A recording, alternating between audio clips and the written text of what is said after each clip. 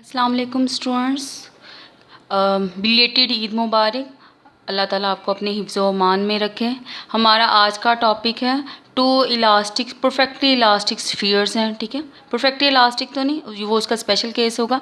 Elastic spheres हैं। Question number 4 है कुलियन थ्योरी का। Elastic spheres having the masses m and m prime and the moving in the velocities u and u prime makes and impact directly, यानी कि दोनों जो bodies हैं वो डायरेक्टली एक दूसरे के साथ कोलाइड करती हैं और एक का मास m है और दूसरे का मास m प्राइम है और उसकी इनिशियल वेलोसिटीज़ u है और u प्राइम है। हमने फाइंड आउट करना है देयर वेलोसिटी आफ्टर इम्पैक्ट, यानी कि उनकी वेलोसिटी आफ्टर इम्पैक्ट क्या होती है। Impulse of blow on the sphere A पर इम्पल्स ऑफ बिलो, यानी कि चेंज ऑफ मोमेंटम क्या इफेक्ट डालता है उसके ऊपर, उसकी वैल्यू क्या आती है, लॉस ऑफ काइनेटिक एनर्जी। अब जैसे कि आपको पता है इलास्टिक कुलियन में काइनेटिक एनर्जी और मोमेंटम आपका कंजर्व्ड रहता है। ठीक है, तो ये इलास्टिक स्फीयर्स हैं अकॉर्डिंग टू द फिगर। देखें ये स्फीयर ए है, ये स्फीयर बी है, इसका मास m है और ये इसका मास m प्राइम है। ये दोनों आपस में कोलाइड करते हैं, डायरेक्टली मूव कर रहे हैं। ठीक है, तो ये इसके साथ जाके कोलाइड कर जाता है और कुलियन स्ट्रेट लाइन कुलियन है। ठीक है, along the common normal direct कुलियन है, ये ओब्लीक कुलियन नहीं है। उसके बाद इसका मास m है, ये इसका m प्राइम है, इसकी इनिशियल वेलोसिटी u है, इसकी इनिशियल वेलोसिटी u प्राइम है। आफ्टर इम्पैक्ट यानी कि after collision, before collision and after collision, इन दोनों की वेलोसिटीज़ क्या हो जाती है, इसकी v हो जाती है और उसकी क्या आ जाती है, v प्राइम हो जाती है। सिमिलरली हम क्वेश्चंस में हमने कुलियन में सिर्फ 2 ही लॉज पढ़े हैं, एक न्यूटन्स इम्पैक्ट लॉ और law of conservation of momentum. तो हम इन दोनों ही लॉज को इस्तेमाल करते हुए हर तरह का प्रॉब्लम सॉल्व करेंगे। सबसे पहले है, अब ये देखिए उसने कहा है देयर वेलोसिटी आफ्टर इम्पैक्ट हमने वेलोसिटीज निकालनी है, यानी कि v और v प्राइम हमने निकालना है। तो आपके पास क्या है, Newton's impact law of the collision, आपके impact law v minus we prime is equal हो जाएगा minus E U minus you prime, ये न्यूटन इम्पैक्ट लॉ है। और law of conservation of momentum आपके पास है एम वी, यानी कि law of conservation of momentum ये होता है before collision law of momentum and after collision momentum. तो ये आफ्टर इम्पैक्ट है, आफ्टर इम्पैक्ट मोमेंटम है और ये बिफोर इम्पैक्ट मोमेंटम है। दोनों मोमेंटम हमेशा इक्वल होते हैं, इसको कहते हैं लॉ ऑफ कंजर्वेशन। कंजर्वेशन होता है चेंज नहीं आता, बिफोर इम्पैक्ट भी मोमेंटम सेम रहता है और आफ्टर इम्पैक्ट भी बॉडीज़ का मोमेंटम, स्फीयर्स का मोमेंटम सेम रहता है। तो इसलिए M we plus M prime we prime is equal है M you plus M prime you prime. ये इक्वेशन नंबर 1 है और इक्वेशन नंबर 2 आपने इन दोनों इक्वेशंस को यूज़ करना है। अब ये देखें इस इक्वेशन को v माइनस वी प्राइम को हम m प्राइम से मल्टीप्लाई कर देंगे, क्योंकि एक इक्वेशन आपके पास ये है और एक इक्वेशन आपके पास ये है। आपने इन दोनों इक्वेशंस को यूज़ करते हुए इसमें से v और v प्राइम की वैल्यू निकालनी है। ठीक है, सबसे पहले हम m प्राइम से मल्टीप्लाई कर देंगे, इसको m प्राइम से मल्टीप्लाई कर देंगे तो आपके पास ये आ जाएगा m prime v minus m prime v prime minus e, इसको अंदर मल्टीप्लाई कर देंगे तो m prime u n plus e prime e is equal e m prime we prime. अब देखें इन दोनों को ऐड करेंगे तो v प्राइम वाली वैल्यू कैंसिल आउट हो जाएगा, आपके पास v प्राइम वाली कैंसिल हो जाएगी और आपके पास v वाली वैल्यू आ जाएगी। ठीक है, तो आप क्या करेंगे, इक्वेशन नंबर 1 और इक्वेशन नंबर 2 को ऐड कर देंगे। आफ्टर एडिंग एंड सिंप्लीफाई आपके पास v की वैल्यू क्या निकल आएगी, बहुत सिंपल है, दोनों को ऐड कर लेंगे। ऐड करने के बाद उसके पास ए यू की वैल्यू अलग निकाल लेंगे और यू प्राइम की वैल्यू अलग निकालेंगे तो आपके पास ये वाली वैल्यू निकल आएगी। ठीक है, तो इसको इसके से नीचे अलग सेपरेटली कर लेंगे। ठीक है, अब ये आपके पास v आ गया, ये v है आफ्टर इम्पैक्ट स्फीयर ए का जो वेलोसिटी है आफ्टर इम्पैक्ट वो v है। उसके बाद है अगेन हम लॉ ऑफ न्यूटन लेंगे और law of conservation of momentum लेंगे। तो पहले हमने v प्राइम को ख़त्म किया था, अब हमने v को ख़त्म करेंगे तो आप क्या करेंगे, न्यूटन लॉ इम्पैक्ट लॉ को m से मल्टीप्लाई कर देंगे। m से मल्टीप्लाई करने के बाद जो m से जब आप मल्टीप्लाई करेंगे तो दोनों को सब्ट्रैक्ट कर देंगे, क्योंकि ये दोनों मोमेंटम की इक्वेशन के साथ इक्वेशन नंबर 2 के में भी इसके साथ m प्लस का साइन और इसके साथ भी प्लस का साइन है, तो इसको हमने ख़त्म करना है तो हम क्या कर देंगे, सब्ट्रैक्ट कर देंगे। सब्ट्रैक्ट करने के बाद ये वाली जो है वो माइनस पहले वाली माइनस के साथ ऐड हो जाएंगी तो आपके पास क्या आ जाएगा, ये वाली वैल्यू कैंसिल हो जाएगी, वी प्राइम की वैल्यू आपके पास ये आ जाएगी। ये कैलकुलेशंस बहुत सिंपल हैं तो ये आप इजीली कैलकुलेट कर लोगे, इसलिए मैंने यहाँ पे कैलकुलेट करके नहीं बताई। तो ये वी प्राइम है, ये वी प्राइम है, स्फीयर की वेलोसिटी है, स्फीयर 2 की, स्फीयर बी की वेलोसिटी है आफ्टर इम्पैक्ट। ठीक है। ये स्फीयर ए की वेलोसिटी है आफ्टर इम्पैक्ट और ये स्फीयर बी की वेलोसिटी है आफ्टर इम्पैक्ट, ठीक है। अब इसके कुछ स्पेशल केसेस है। पहला केस ये है कि अगर आपके पास two equally perfectly elastic spheres हो, इक्वली का मतलब है दोनों की मासेस सेम हो, यानी m is equal m prime के हो, और दोनों की और इलास्टिक स्फीयर्स हो। इलास्टिक स्फीयर्स में आपके पास क्या होती है, E1 होती है। जब आप इसमें पुटिंग करोगे ना, m को m से रिप्लेस कर देंगे और E1 आप पुट करेंगे। आप देखें m प्राइम को m से रिप्लेस कर देंगे तो यहाँ m, तो e आपके पास 1 हो जाएगा, तो ये वैसे ही कैंसिल आउट हो जाएगा। ये यहाँ पे भी m आ जाएगा, यहाँ पे भी, तो ये माइनस हो रहे हैं, तो ये वैल्यू 0 आ जाएगी, तो ये इसके मल्टीप्लाई होकर 0 आ जाएगा। सिमिलरली जब आप इसमें E1 पुट करोगे तो E1 पर 1 + 1 2, m प्राइम की जगह m पुट करेंगे तो m प्राइम की जगह यहाँ भी क्या आ जाएगा, m आ जाएगा, तो नीचे आ जाएगा 2m, ऊपर m है, यहाँ पे भी क्या आ जाएगा आपके पास 2m, तो दोनों कैंसिल आउट हो जाएंगे, तो v किसके बराबर जाएगा, v प्राइम के बराबर आ जाएगा, ठीक है। आप ये देखिए, इन दोनों इक्वेशंस को याद रखना बहुत ज़रूरी है, ये अपने क्वेश्चन में यूज़ होंगी, ठीक है। इसको याद रखने का तरीका बहुत इजी है। ये देखें, ये v की ये वैल्यू निकल आई है ना, तो v प्राइम की value similarly same as it is निकलेगी। जहाँ पे प्राइम है वहाँ पे प्राइम नहीं होंगे, जहाँ पे प्राइम नहीं लगे होंगे वहाँ पे आपने प्राइम लगा दें। देखिए 1 + e एज इट इज, यहाँ पे प्राइम लगा हुआ है, m के ऊपर प्राइम लगा हुआ है, तो यहाँ पे m के ऊपर प्राइम नहीं आएगा।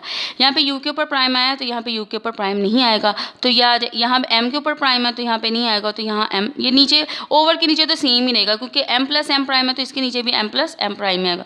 सिमिलरली ये वाला, ठीक है, यहाँ पे प्लस है तो यहाँ पे भी प्लस साइन आएगा, यहाँ पे m के ऊपर प्राइम नहीं है तो इसके ऊपर प्राइम आ जाएगा, -e, इसके ऊपर प्राइम है तो इसके ऊपर नहीं आएगा, तो ओवर आपके पास ऐसे आ जाएगा। ये u है तो u प्राइम, ये एक याद रख लो, ठीक है, दूसरी ऑटोमेटिकली याद हो जाएगी। अब आपने कंडीशंस पुट की थी, आपने परफेक्टली इलास्टिक, केस नंबर 1 था परफेक्टली इलास्टिक स्फीयर से, तो परफेक्टली इलास्टिक में आपके पास ई क्या होती है, 1 होती है, और उसने कहा था इक्वल मासेस हैं तो दोनों के मासेस क्या है, सेम है, m प्राइम के बराबर आ गया, ठीक है। तो आपने v और v प्राइम में वैल्यू सब्स्टिट्यूट करोगे तो v किसके बराबर आ जाएगा, u प्राइम के, और v प्राइम किसके बराबर आ जाएगा, u प्राइम के। ये है स्फीयर a की, इसका मतलब क्या है, वेलोसिटीज आपस में इंटरचेंज हो जाती हैं आफ्टर इम्पैक्ट, अगर परफेक्टली इलास्टिक कुलियन है। परफेक्टली इलास्टिक कुलियन में स्फीयर ए जो है इंटरचेंज हो जाती हैं, ठीक है। जैसे फॉर एग्जांपल ये था स्फीयर ए u वेलोसिटी से जा रहा था, ये स्फीयर बी है, ये u प्राइम वेलोसिटी से जा रहा है, ठीक है। तो जब ये आपस में कोलाइड कर जाएंगे, कुलियन करने के बाद इसकी जो वेलोसिटी टकराने के बाद ये क्या आ जाता है, v प्राइम, और ये आपके पास क्या आ जाता है, ये v आ जाता है अकॉर्डिंग टू द फिगर, ये किसके बराबर जाता है, v प्राइम के बराबर आ जाता है। इसका मतलब ये है, ये अपनी वेलोसिटी इसको दे देता है, देखें ये आफ्टर इम्पैक्ट है ना, v किसके बराबर आ जाएगा, u प्राइम के बराबर आ गया। तो इसका क्या मतलब, जब आपस में कुलियन हुई तो b ने अपनी इनिशियल वेलोसिटी a को दे दी, और फिर उसके बाद और a की इनिशियल वेलोसिटी खुद ले ली, ठीक है, after impact. After impact v की वेलोसिटी किसके बराबर आ जाएगी, u प्राइम के, और स्फीयर b की वेलोसिटी आफ्टर इम्पैक्ट क्या आ जाएगी, u के बराबर, यानी कि एक दूसरे के साथ वेलोसिटीज इंटरचेंज हो जाती हैं। कहने का मेरा मतलब ये है कि डायरेक्ट जब कुलियन होती है, परफेक्ट इलास्टिक स्फीयर्स हैं और इक्वल मासेस हैं, तो जब वो आपस में कोलाइड करते हैं तो वो एक दूसरे की वेलोसिटीज़ को इंटरचेंज कर लेते हैं, अपनी वेलोसिटी पहले को दे देता है और पहले वाली की वेलोसिटी खुद रख लेता है। उसके बाद है इम्पल्स ऑफ बिलो। आपको पता है इम्पल्स ऑफ बिलो क्या होता है, चेंज इन मोमेंटम होता है। अब स्फीयर ए में चेंज इन मोमेंटम हमने चेक करना है, क्या होता है, सिर्फ ओनली स्फीयर ए में, आपका क्वेश्चन है ओनली स्फीयर ए में, तो final momentum FM, final momentum of the sphere A and initial momentum of the sphere है। तो फाइनल मोमेंटम कैसे निकालते हैं, mv, m मास है स्फीयर ए का, और उसकी फाइनल वेलोसिटी आफ्टर इम्पैक्ट क्या है, v, और इसका क्या है, m, और इसकी इनिशियल वेलोसिटी क्या है, u। अब v की आपने वैल्यू सब्स्टिट्यूट की, वैल्यू सब्स्टिट्यूट करने के बाद आपने क्या करना है, कॉमन निकाल लेना है, m/m + m प्राइम कॉमन निकलेगा, इसमें से भी m कॉमन निकलेगा। जब m इसमें से कॉमन निकलेगा और जब m + m प्राइम भी कॉमन निकलेगा, तो जो चीज़ कॉमन निकलती है वो हमेशा मल्टीप्लाई होकर निकलेगी, तो वो ये m + m प्राइम इसके साथ मल्टीप्लाई होगा। जब वो इसके साथ मल्टीप्लाई होगा, क्योंकि ये m तो बाहर निकल आया, यहाँ पे क्या आ जाएगा आपके पास, इस u के साथ आपके पास मल्टीप्लाई होगा m + m प्राइम, ठीक है। तो जब वो m + m prime minus sign के साथ मल्टीप्लाई होगा तो आपके पास ये आ जाएगा -mu - m prime u prime, ठीक है। उसके बाद है आपने क्या करना है, ये वाली कैंसिल आउट हो जाएंगी, एम वाली कैंसिल हो, सिर्फ एम प्राइम वाली टर्म्स आ जाएंगी। तो एम प्राइम भी हम कॉमन निकालेंगे, उसके बाद इसकी फैक्टराइजेशन कर लेंगे। यू के साथ क्या आ जाएगा, ये 1 प्लस ये कॉमन निकल आएगी आपके पास, ये यू प्राइम इसमें से कॉमन निकला तो 1 प्लस ई आ जाएगा, तो इसमें से माइनस यू कॉमन निकलेगा तो 1 प्लस ई, तो ये फैक्टर बाहर कॉमन निकलेगा, तो ये आपके पास क्या आ जाएगा, इम्पल्स ऑफ बिलो आ गया। Now we are calculate to the loss of kinetic energy. ठीक है, लॉस ऑफ काइनेटिक एनर्जी ये ज़रा कॉम्प्लिकेटेड है, तो क्या करेंगे, law of conservation of momentum हमने ले लिया, ये आपने पहले कैलकुलेट किया हुआ है। Law of conservation of momentum लेने के बाद m we plus M prime we prime equal m you plus M prime you prime, उसका स्केयरिंग कर लेना है। ठीक है, लॉ ऑफ कंजर्वेशन पहले ले लेना, फिर उसके बाद उसका स्केयर ले लेना। अब न्यूटन इम्पैक्ट ला है v minus we prime is equal to minus E U minus you prime. अब पहले आपने इसका स्केयर ले लेना है बोथ साइड्स पर, क्योंकि law of conservation of momentum में वी स्केयर होता है। ठीक है, तो इसलिए इसमें क्या कर, इसलिए दोनों के स्केयरिंग कर रहे हैं, तो इसका पहले आपने स्केयर ले लेना। स्केयर करने के बाद ये देखें, स्केयर करने के बाद आ जाएगा वी माइनस वी प्राइम का स्केयर, और यहाँ से क्या आ जाएगा ई, ये माइनस का स्केयर, माइनस स्केयर प्लस में आ जाएगा ई स्केयर, और ये आपके पास यू माइनस यू प्राइम का स्केयर। पहले स्केयरिंग कर लेना, फिर बोथ साइड्स पे आपने एम प्राइम से मल्टीप्लाई कर लेना। ये आपका सेकंड स्टेप होगा, एम स्केयरिंग करने के बाद एम से मल्टीप्लाई कर लेना। पहले मल्टीप्लाई करके बाद में स्केयरिंग नहीं करनी, बल्कि पहले स्केयरिंग कर लेनी है, उसके बाद एम प्राइम से आपने बोथ साइड्स पे मल्टीप्लाई कर लेना। मल्टीप्लाई करने के बाद आपने इन दोनों इक्वेशंस को ऐड अप कर लेना।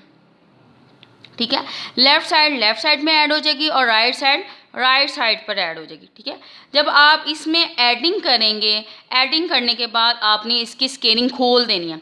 जब आप इसका स्केयर खोलोगे तो एम स्केयर वी स्केयर ये आ जाएगा, m prime square v prime square, और इसके पास आ जाएगा plus 2 m prime we prime. ठीक है, और जब आप इसका स्केयर खोलोगे तो जब एम प्राइम इससे मल्टीप्लाई होंगे तो वो आपस में कैंसिल आउट हो जाएंगे। क्यों? क्योंकि इसके साथ +2 आ जाएगा, +2 AB वाला फॉर्म आएगी, और इसके साथ -2 AB वाले फॉर्म आएगी, वो दोनों आपस में कैंसिल हो जाएंगे। इसी तरह इन दोनों को आपस में ऐड कर लें। अब क्या करना है, आपने इसमें ऐड कर लेना है, ऐड और सब्ट्रैक्ट कर लेना है, यानी एक ही साइड पर, बोथ साइड्स पर नहीं, सिर्फ एक साइड पर।